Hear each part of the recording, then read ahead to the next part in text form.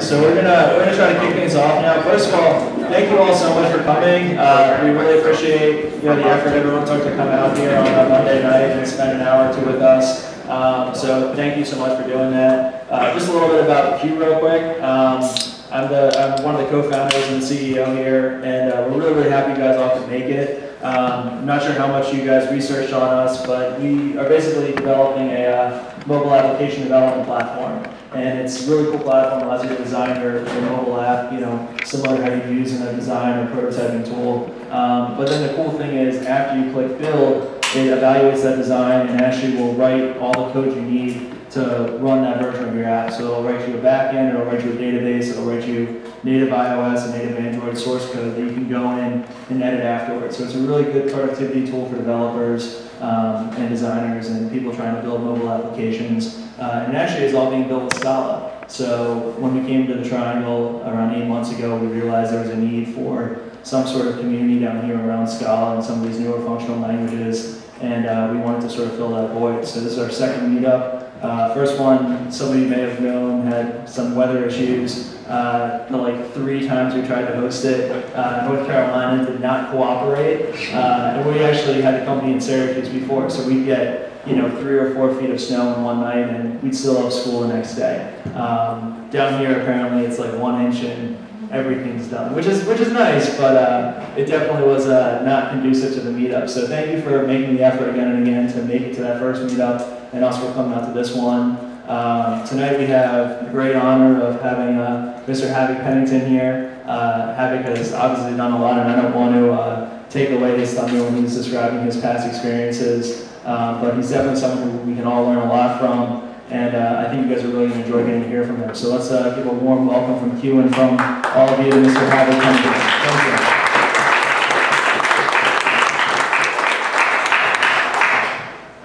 you. Okay. Good work? Feedback. Okay, so I'm Havoc Pennington, like you said. Is that? I'll turn it down a little bit. Sounds a little feedbacky to me. Yeah, I'll turn it down. Okay. Anyway, so I used to live in town from, I don't know, almost 10 years ago now. I worked at Red Hat here in at the NC State campus. I never worked in the skyscraper. And I also worked when it was in Research Triangle Park.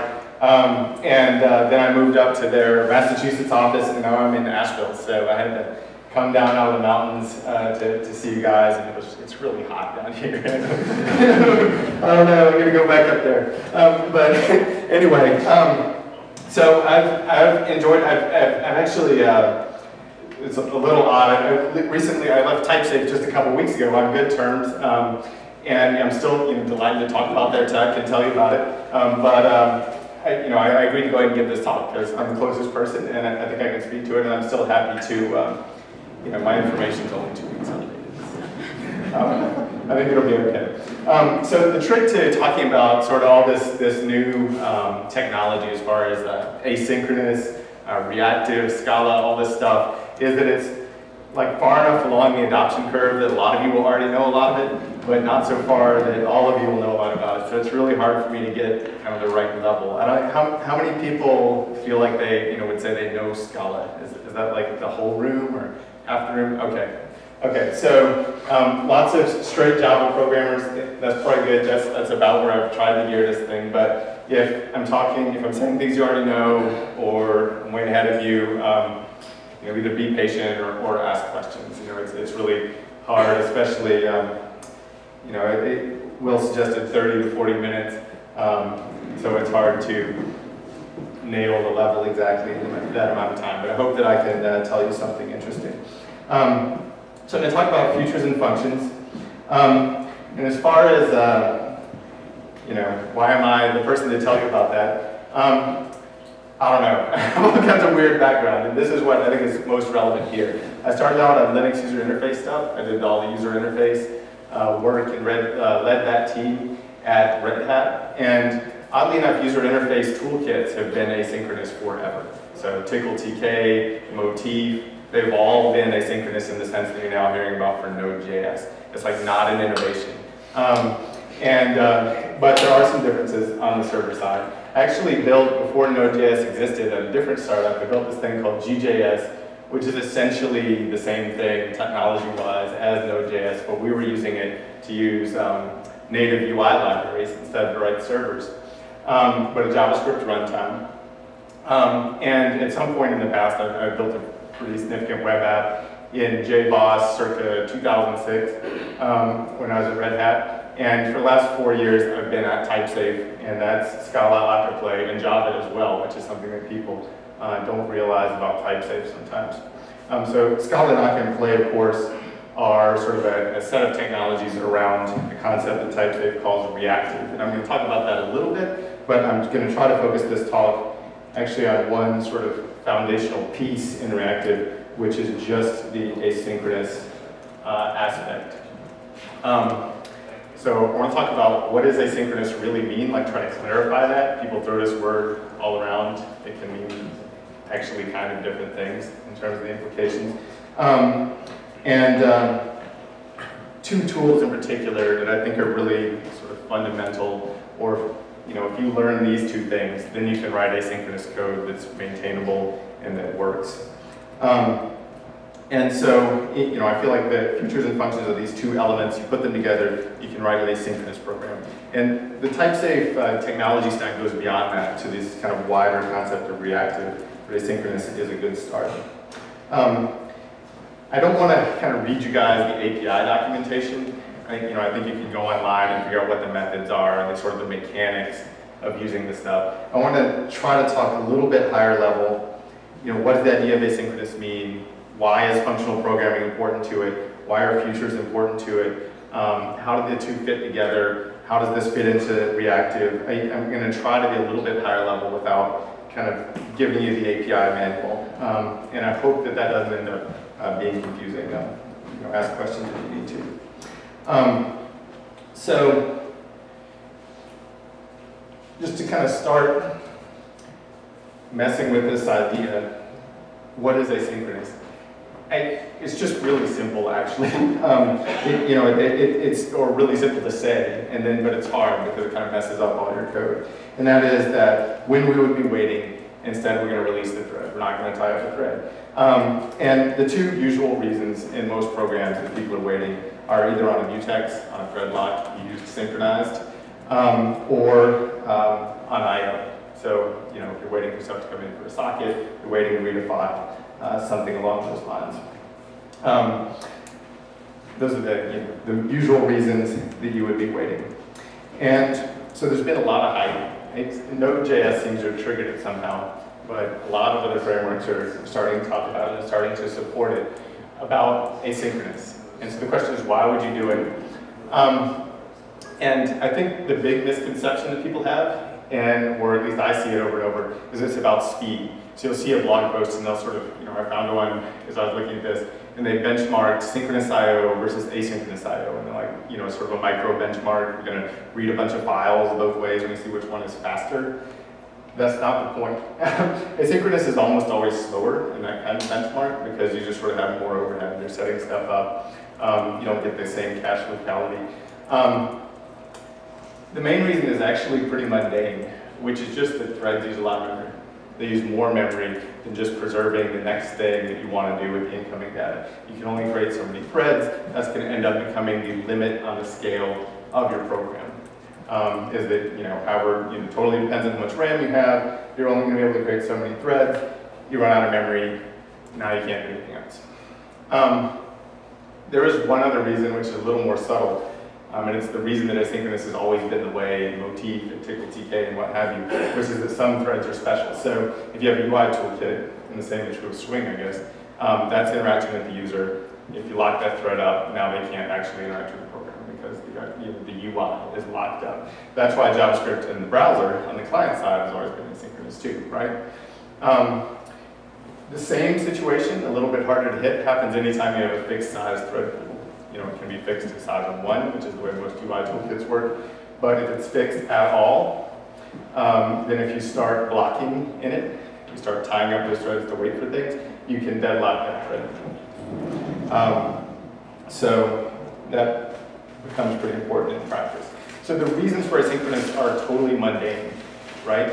And they're about scale, they're not about sort of raw speed. They're about how many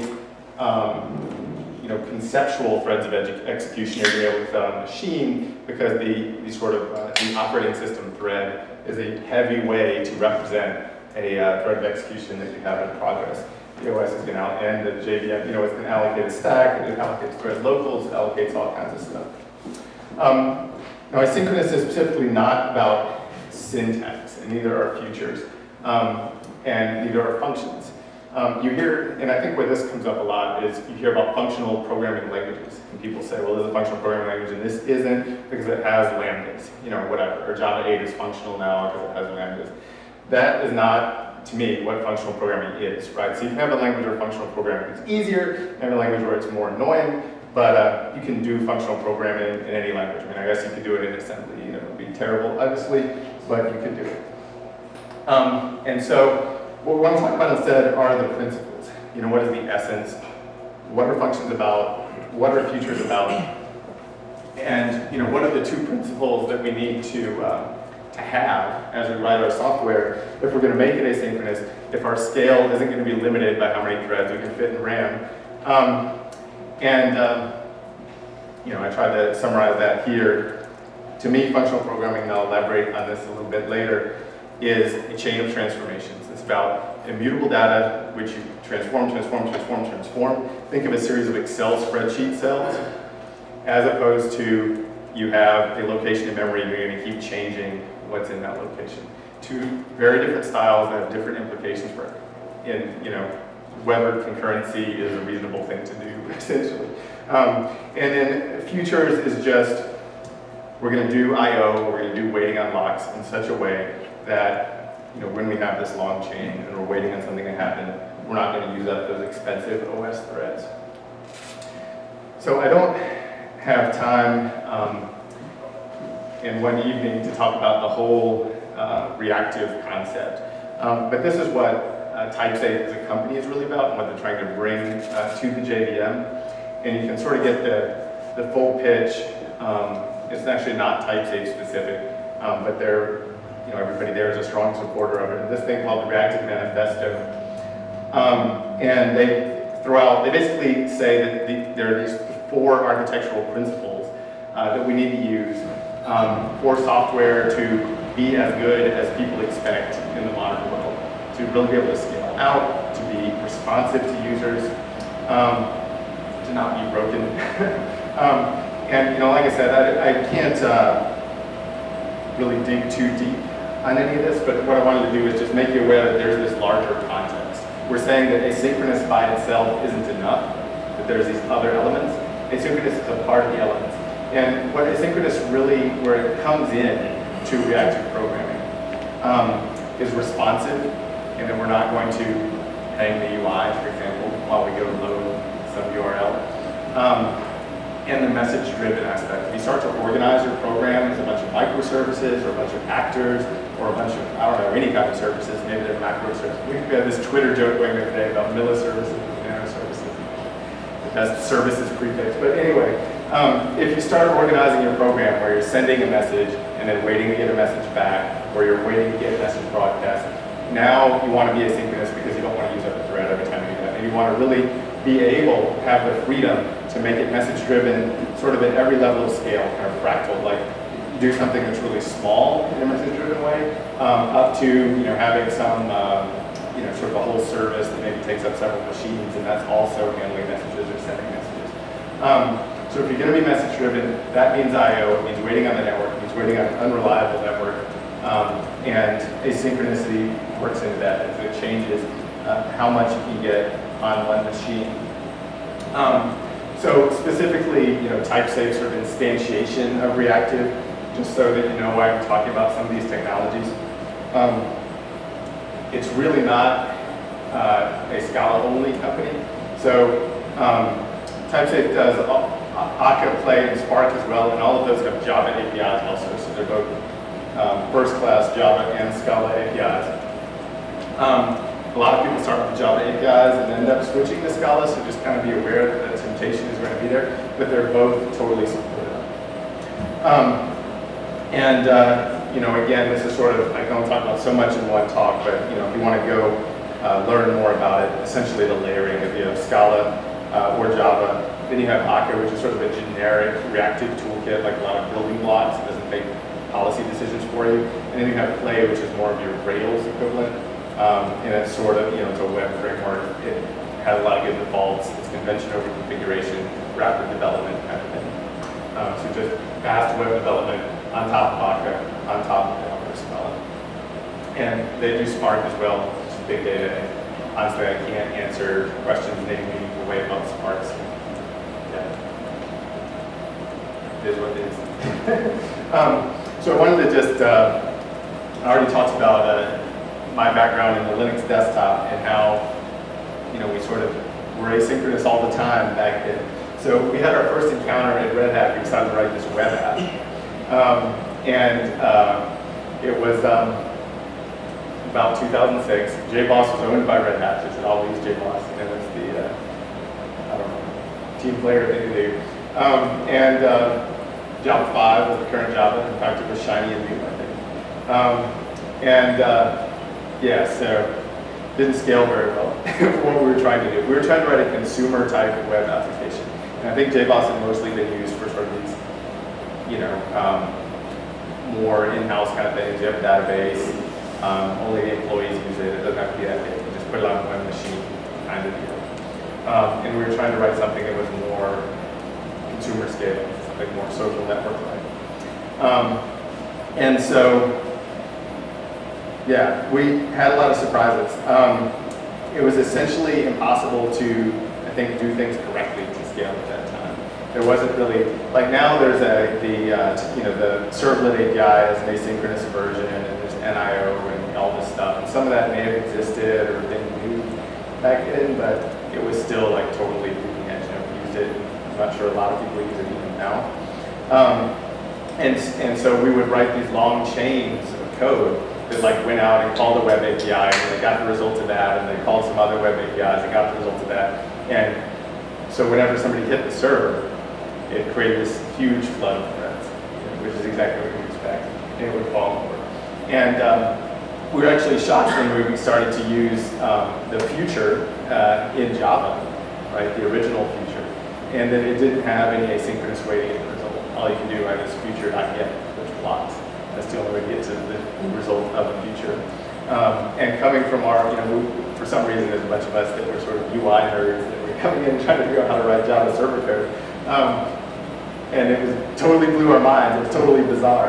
So this sort of shows you how there's different perspectives.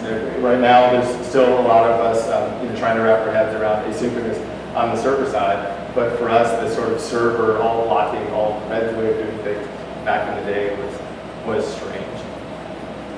So this has gotten a lot better in the Java world. And you know, with Java 8, we've seen a number of things such as CompletableFuture that I'm going to talk more about that start to try to address some of these issues. And you know, there's also interest around all the Typesafe frameworks, Node.js, and lots of others in the Java world, most of which I couldn't give you a lot of detail on. And where these things kind of start, sort of the simplest thing, and what Node, a lot of people still say is the way to do Node.js, they don't want to do anything else, is callbacks, right? So, you know, you kick off an asynchronous operation, some callback will be invoked when it's done. And in old Java, this would be the anonymous subclass, new callable or whatever. In Java 8, you can now do the little lambda expression, but just a straightforward callback. In order to motivate futures, I want to just kind of talk about some of the problems with this. And these are all problems that are equally true when you're, in most cases, when you're writing native code for Linux UI as they are on a server. And we would run into them writing a GNOME desktop at Red Hat. When I went to I did another startup where we used the GJS, the JavaScript runtime, we were building a Chromebook type thing. This was before Chromebook existed. We ran into these problems, and you know, the same things in Typesafe as we're trying to make asynchronous work. So what goes wrong with callbacks? This is one that doesn't happen in JavaScript, but it's kind of a big problem in Java actually. which is which thread runs the callback. So if you use some random library that sort of predates futures, and it lets you supply callback, such as Netty, for example, I think.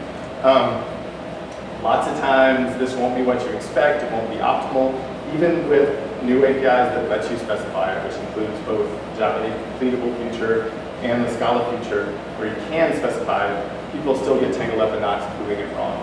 And I'm just going to talk about a couple ways to run the callback at the wrong thread. One problem is a fixed thread pool. If you have a fixed thread pool and you run a callback in it, you can easily get a deadline. Say you have a thread pool that's your database connections, you limit it to 10 threads because you only want 10 database connections, you start running random callbacks in it, those block or take a long time or whatever, you run out of database connections, the next database calls stalls.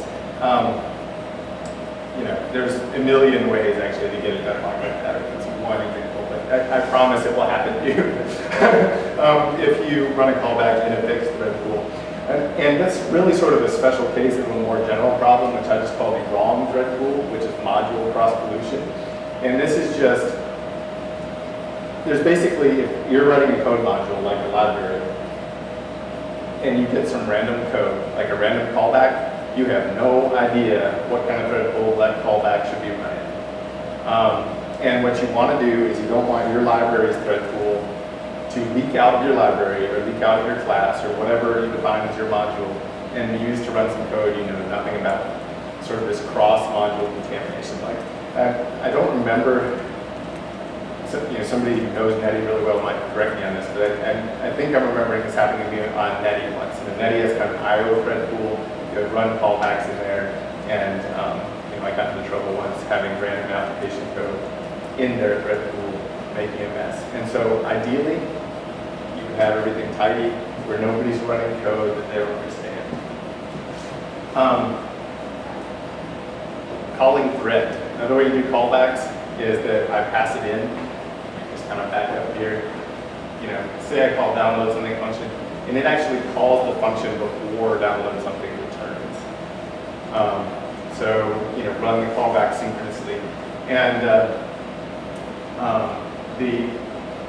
the node guy calls this summoning Zalgo or something, which is a reference to some internet node. But in any case, the problem with people think this is an optimization. Like, say you pass in a callback and you already have what that callback is supposed to be waiting for, and so you say, well, I'll just go ahead and run it. I already have the result from the I/O, for example. So, or the socket isn't blocking. So I already have the data. I'll just call the callback. The problem is the semantics are totally different in that case because the calling thread might hold locks. Deadlocks again. It might have different thread locals from what's expected, whatever. Different semantics. It's not what people expect. The worst thing you can do is run a callback sometimes synchronously before you return, and sometimes like later deferred manually return. Don't do that. The API doc should say when it's going to run. Another problem that arises with callbacks, and this is really best solved by functions, which I'm going to talk about too, is concurrency without any reasonable logic primitives. So if you're doing concurrency in the classic thread style, you have all these things that help you, right? The whole Java util concurrent thing, locks, you're going to get it wrong, it's going to be buggy, but there is sort of a way to do it, right? There's known ways to make concurrency right, even if nobody can actually get them right. But with callbacks, you're sort of throwing all these pending operations out there. They return in some undefined order and do whatever they're going to do. But there's no way to control that. There's no way to put them in an order. And you just can't reason about it in the way that you can with threads. So that's an issue with callbacks as well. And you know what? I didn't even, I think I didn't even talk about in here. It's just sort of the classic thing you probably see in Node.js and the pyramid, the callbacks marching off to the right. And that's just sort of a code organization problem, but certainly you see it in a lot. Error propagation. When you're using callbacks, you have to be really careful and manufacture your own schemes to make sure the errors make it back where they're supposed to go. It's not like with exceptions where you have a stack and it's going to throw up to the stack. Every callback gets the error. If some callback just ignores the fact that it got an error, the error is gone. And that's maybe a specific example of hand-coded algorithms in general. So suddenly you want to call back to multiplex out to multiple interested parties, or I don't know, consolidate a bunch of different callbacks into one result, or whatever you want to do. Those things are all going to be written by hand. So futures, I think are essential. Like, when I talk about asynchronous, I don't want to just say callbacks, because I think callbacks are too much of a mess, and it's not maintainable, and it just kind of causes a problem. Traded one problem for a different problem. And so, really, futures are just trying to structure callbacks a little bit and let you write generic algorithms to reason about them. And in particular, one way that futures are structuring callbacks is that they're making them look like functional, immutable collections. And so I'm going to kind of segue in a second here and talk about how to program in functional, immutable collections. Because when you combine that with future, that's where you get the real power. Doing either one by itself sort of doesn't give you asynchronous to the same extent. But all the future is a container that holds one value, or it's empty and holds an error. You can treat it like a collection. You can think of it like a collection. But the only way to get anything out of it, actually in Java, I think you can still apply, but it's sort of a design bug in my opinion, is to add a callback that's going to get the result. And you can add multiple callbacks, so multiple people can assign the same feature. And you can write general algorithms that just manipulate futures in the same way you can write utility functions for lists or whatever else it is. So at the top is the Scala version of future. Just if you haven't seen it, so just really simple. What the code ends up looking like. This is the Java 8 version of future, which I didn't compile, so actually I left off, but whatever. Imagine the syntax is right. As I said, we do something asynchronous like fetch a URL. We get back a container of some type, and then we can add callbacks when that thing is complete. Or we can map it, which gives us a different future with a transformed value. But this isn't synchronous. So the different future doesn't immediately run the transformation. It waits and it can asynchronously run that transformation when the value arrives. And so map is what I'm about to talk about next. I'm talking about functions. It's sort of the first sign of functional programming here. And Java 8, the methods in Java 8 all have odd names, like, I don't know. It seems like it should have map, filter, etc., but instead it's called things like apply. So I don't know. So transform mentally, yeah. If you go back to the yeah. So you would Yeah. So would you invoke map within the onComplete? Oh no, these are two separate things. Yeah. I was wondering that this is a kind of a plumbing issue of when things happen, since you're talking about it, and something that's asynchronous. What's the difference between onComplete that's getting the result and a map that is actually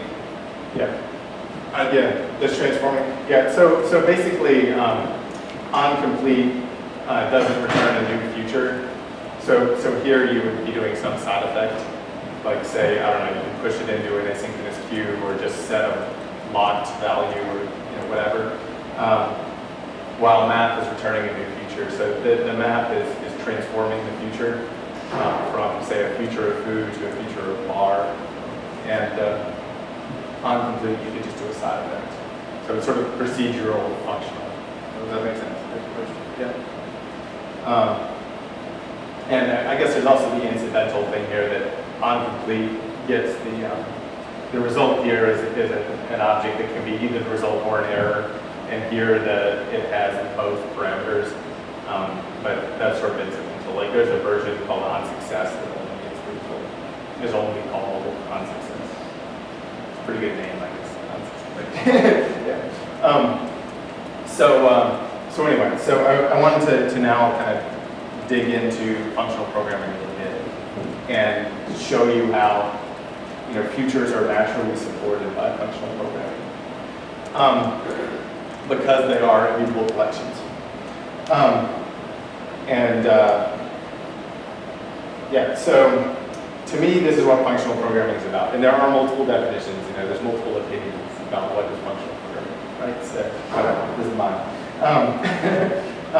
To me, it's about transformation of mutable data, and what a function is, as opposed to procedure, is like f of x in math, right? We get a value, we return a different value. There's no idea that we have a box, a memory location, and we're going to change what's in the box. We're not modifying anything. It's all numbers. And sort of traditionally, and I don't know if this originated with this or what, but traditionally there's these operations called map, reduce and fold, they're kind of blurry, and filter. The CS 101 I took was the structured interpretation of computer programs, scheme 1, and the professor just was so excited about how you could do anything using these 3 operations. And he would just sit up there and do anything you could think of using only these operations. And the tests were all like, how can you, do something really contrived using only those operations. So you can do, the moral is you can do everything with those operations, but they are really useful. And they're about list transformation. And again, it's not about syntax. It's not about whether you have a nice syntax for writing languages. And just to really quickly illustrate that, I'm going to show you, in different ways that you could write this stuff. So this is the non-functional version, right? So we have a list. There's a try an example. You want to add 1 to every element of the list, and this is done destructively. So we're actually going to change the list that's passed in by setting it to the original value plus 1. So, but in Java you can do it functionally as well, right? There's no reason you have to change the list in place in Java. This is functional Java. I actually maintain a pure Java library called Typesafe Config, which is a really great config library, by the way. And I did the whole thing in this style. There's a lot of other Java libraries that are also done in this way, and because it's just kind of a better way to operate. In fact, the official Oracle documentation, which may have been written in Sun, I don't know, about concurrent programming, says just use this style, because that way you're going to avoid all these thread problems. Of course, the Java Standard Library does not help you, at least until Java 8, with this style, but that's still what they tell you to do. So it is officially endorsed, at least in an aside in the, I think it's the Java concurrency tutorial. It's like whatever their big tutorial is. Scala is sort of designed, this is where the syntax comes in. Scala is kind of designed for this sort of thing. So it's a lot shorter. There's not a lot of, whatever stuff. But then again, maybe if you're not used to it, you don't know what's happening here. I won't try to teach Scala. I'm already over 30 minutes, so we're going to go about 45. I'm actually not confident this is the very best way to do this in Java 8.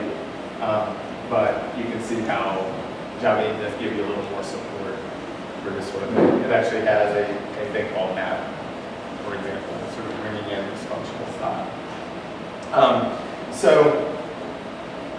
Why do we want to do this?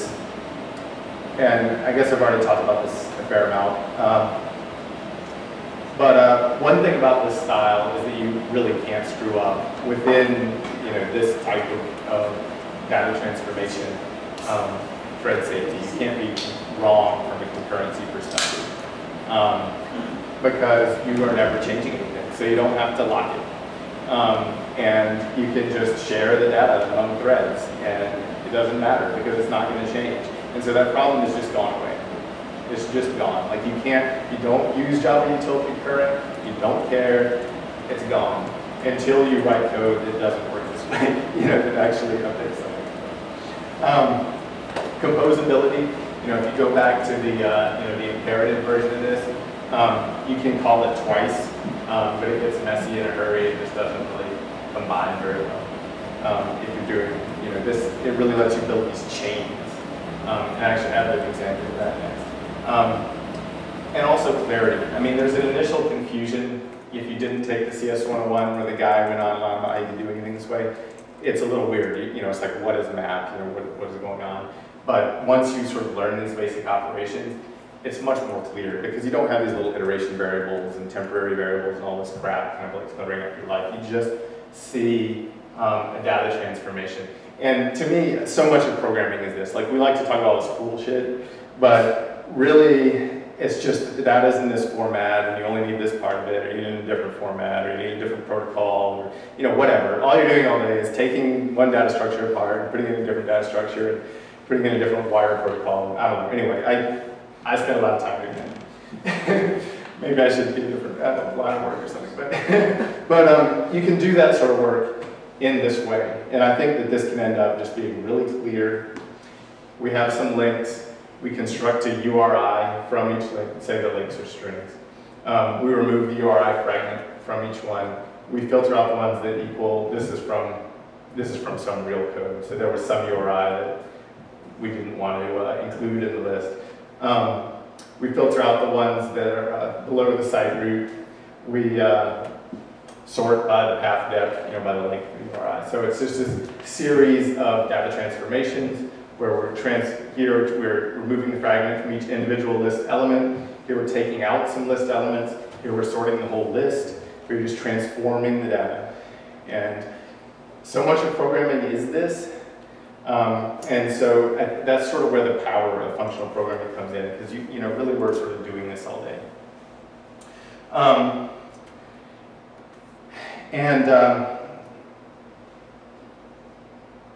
Again, this is like asynchronicity. Functional programming is really a scale issue, a clarity issue.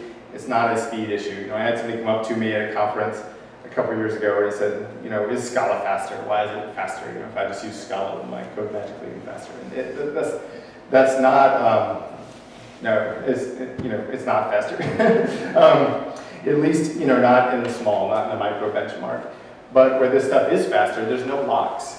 So, once you start having a lot of threads, you're using all those cores, you're trying to do things quickly, you have something that's actually is conceptually can be done in parallel, like you can do one chunk of the list, one chunk of the list, one chunk of the list on different cores. It's more scalable, it's more predictable, right? So the micro benchmark, we just do a little tight loop to see how much overhead there is in there, maybe slower, but it's not going to have this sort of failure curve where the load goes up and then, it stops helping to throw hardware at the problem. When you're going functional, you can kind of keep going up as you add more cores. And that's really what functional and asynchronous are about, is scalability, latency to some extent, rather than speed. And so coming back to futures,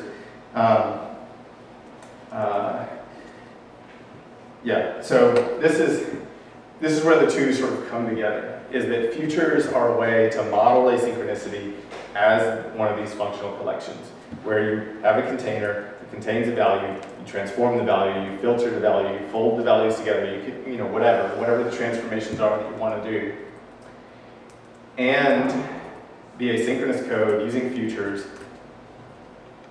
looks just the same as code that isn't asynchronous. This is not using futures once you're already in this paradigm. So this, this whole sort of chain could easily happen with the future as the collection. And so once you're in the functional programming model, then futures aren't this cost. They aren't this thing that's making a mess out of their code. If you're in the imperative model, then futures are. They can just be making your life a lot more annoying. One reason is, say here, if you were going to get the result from the future, and in your callback you were going to update some kind of mutable state, like you were going to set it on a variable. Now you'd have to lock that variable. You have all the concurrency problems again. And so the fact that you're using futures means now you're worrying about threads. And maybe if you're writing blocking code, you wouldn't have had to worry about threads.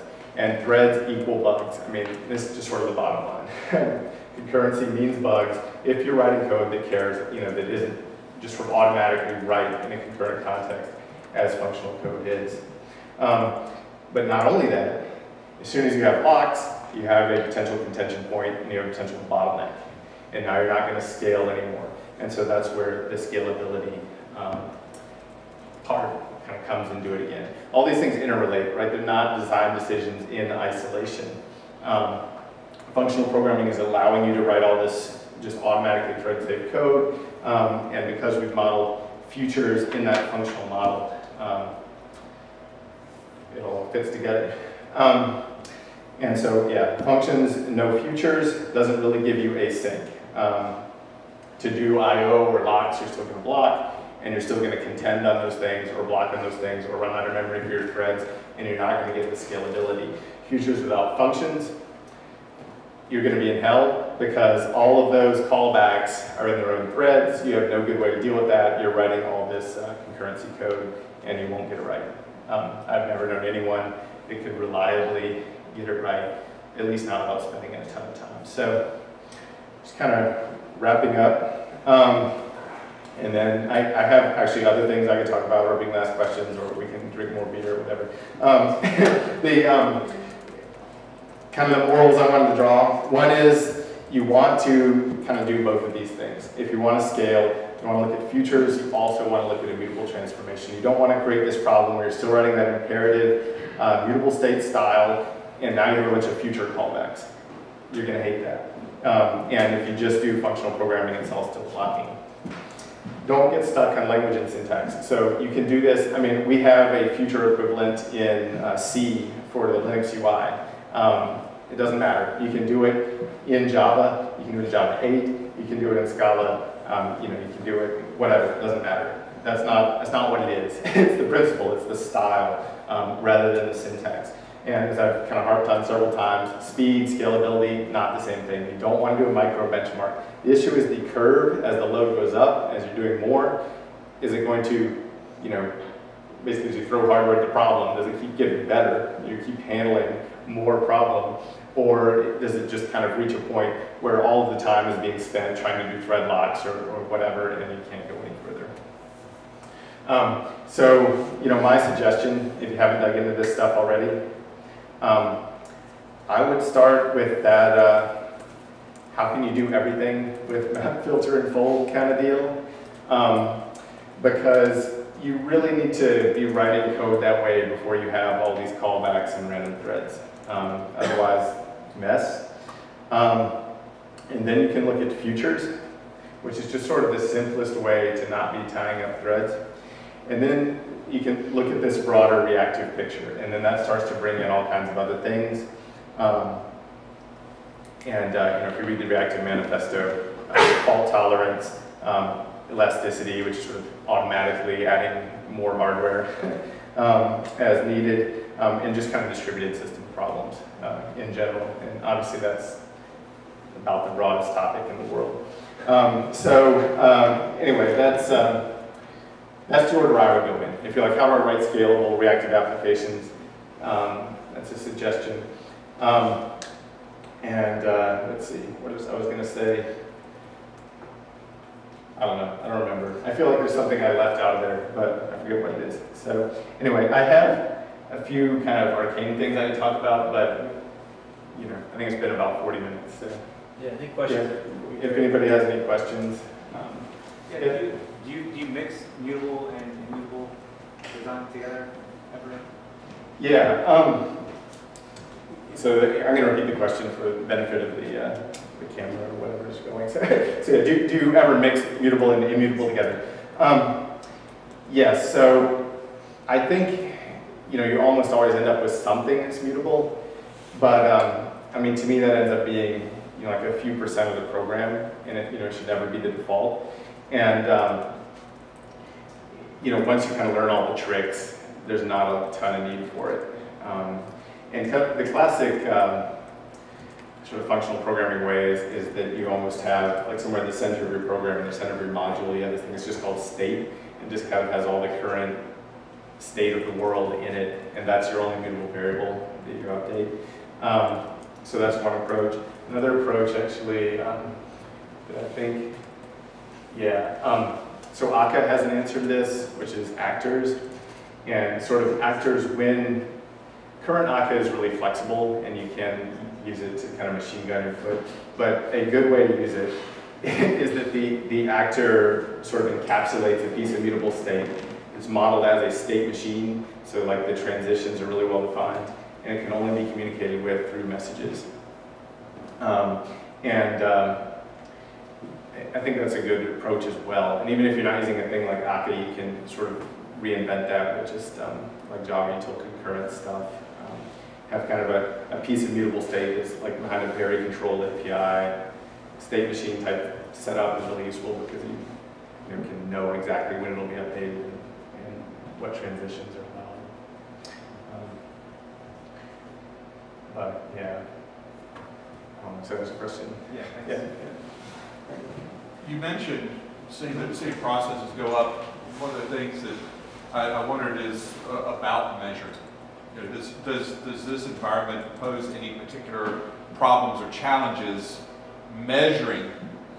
As things go up, when do you need to provision new hardware, prepare new hardware to add into the environment before you reach that ceiling? What kind of performance measurement, capacity management measurement challenges do you face when you start doing this type of change in the way things are done? Right. So I think the question is, how do you measure performance as things scale and see what's going wrong, right? As it starts to run out of resources, when you need to add.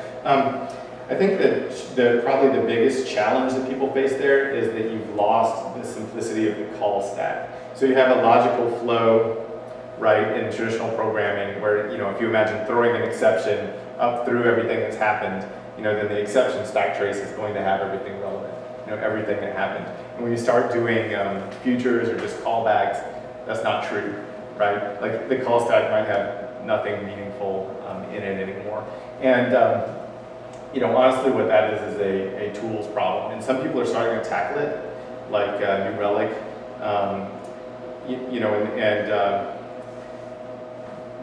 they just keep track of the flow of control rather than just the stack trace, right? So they can give you sort of a conceptual or a virtual stack trace, which is the same kind of thing that you might have wanted to.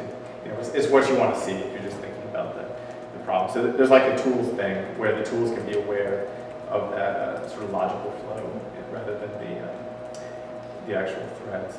What else to say about that? But you haven't run into that challenge yourself. I haven't really grappled with it. It is something that a lot of people bring up. Okay, so I mean, it's definitely something. If you're going in and you're trying to analyze performance of an actor system or heavily asynchronous system, and the tools you have only know about stack traces, people complain about that. Yeah. But there are tools, people trying to address it also. Is that fair? Talk about some of the pitfalls of using features and some of the times you shouldn't use them, if there are any. Okay, yeah, pitfalls, when not to use features. Let me see, I actually might have written something about that. Let me see. Yeah, okay, I have a couple of pitfalls I had prepared to talk about actually. So this is one, I don't know if you guys will ever hit this, but features store an exception, they store an error case. If you put something else that also stores an exception in the future, which is not uncommon, so like say you have a validation framework and it returns either a value or the list of validation errors, you can very quickly get into a scenario where there's code that's like, see if there's an error in the future, see if there's an error in the thing in the future, and if you're really into that error, like there's a third level of that. So this is a pretty simple pitfall, but just, you probably will hit this. In Scala in particular, because it has like this either type that stores the thing or an exception. And you need to just decide where you're going to put your errors and put it in only one place as soon as possible. Another thing I think that is hard and that you have to think about is that which thread problem that I talked about is not sort of entirely solved for you by the framework. What happens in Scala futures, I don't know if I didn't write down how it actually works, but the Java 8 completable future, like every method that takes a callback has an overload that also takes an executor, so you can provide the executor, and then there's an overload that doesn't take an executor and it uses like a common thread pool, just sort of a default thread pool. So in Java 8, you have the ability to provide the pool for your callback. You don't have to. The default may or may not be right.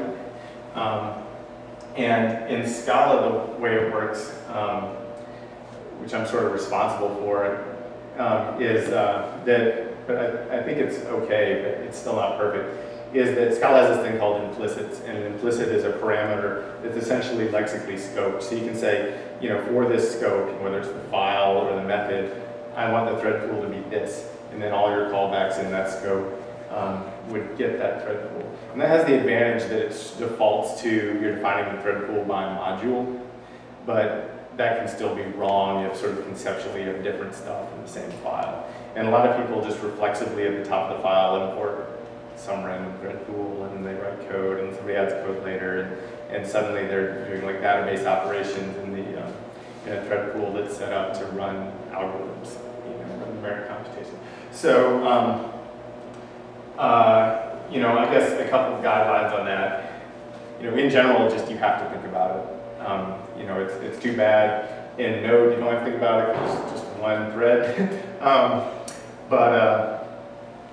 If you have any legacy blocking I/O, like say use JDBC, the thing people usually do is put that in its own pool. Then you can configure it by itself, and you know what's in there, these blocking operations. Typically you use a fixed pool, but you know, I guess you could. There are scenarios where it might not be fixed, but anyway, just use its own pool, configure it by itself. You don't want that stuff sort of messing with other random things. How expensive is it to create and destroy pools? Well, I mean, it can be expensive if it's a big pool, but I think. Well, let's say at the module level. Yeah. You know, I mean, I think as long as you're not going to, like, say, create a new thread or a new pool for every request, you'll be okay, right? Like, I mean, the JVM can handle a lot of threads. It's just that a thread adds an awful lot of overhead if it's per every little transaction, you know, or request, or whatever the unit of work is in your system that you want to scale, right? So, I mean, you know, I would say that this requires some common sense, but I mean, you can, especially if you have a lot of memory, I mean, you can create a fair number of threads and have them hanging on it. And the Java util concurrent, right, has all these ways to do it. I mean, you can set it up so that thread creates a lot of threads, and then it idles them if they're unused, and you can set it up fixed. You can have like an idle size of the pool and a maximum size of it, you know, whatever. It has a million parameters. I somewhere remember somebody mentioned or I read somewhere that if you use Akka system, don't do future inside the Akka. Oh yeah, okay, interesting. Could you explain that? Because I was not quite clear why. Yeah, so you're saying somebody said if you're using Akka, then don't also use futures. Yeah, yeah, I believe somebody would say that. I guess this kind of turns into a philosophical thing, but I'll try to talk about it a little bit. So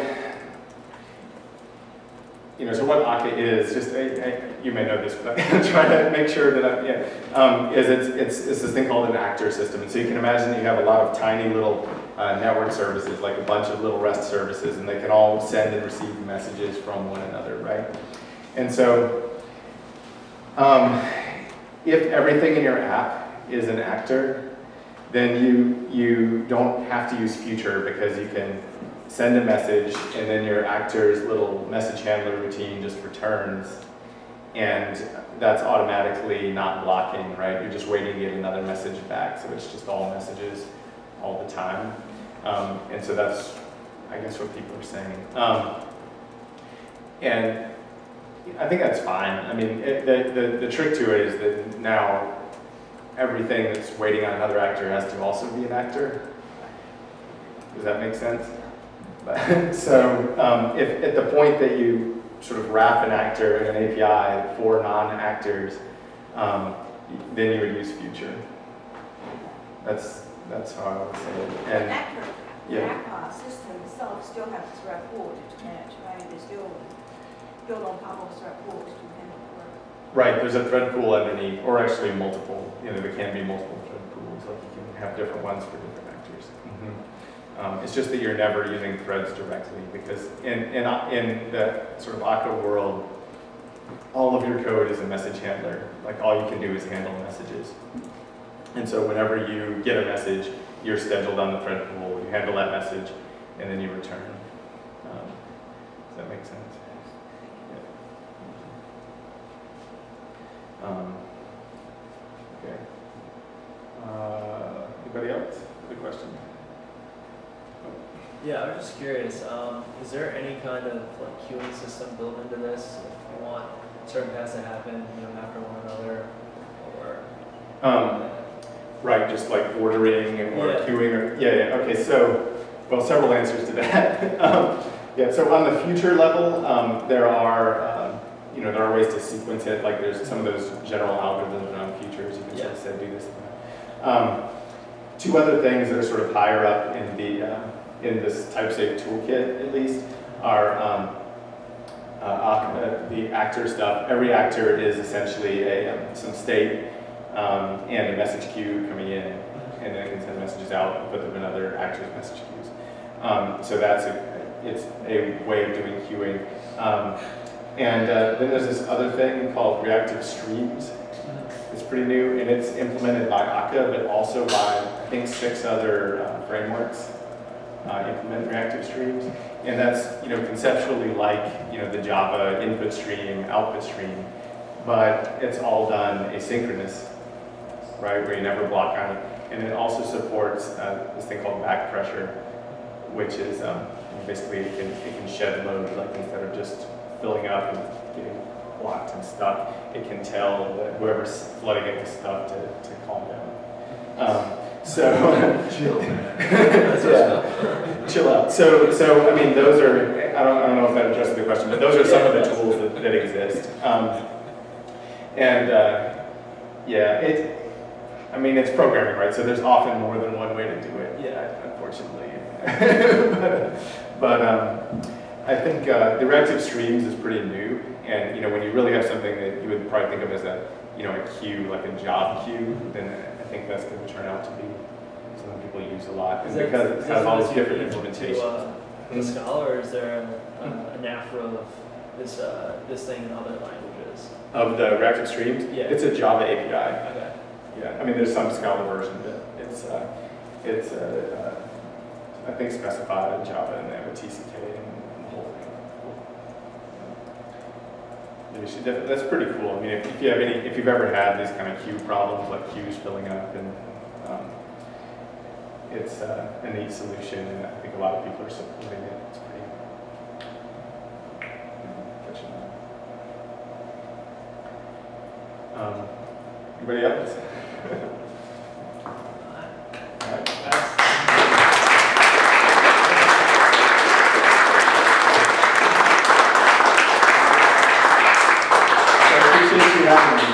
Yeah, so we got this for you. Thank you so much for making it. Yeah. And you can wear it with pride. So yeah, guys, one more time for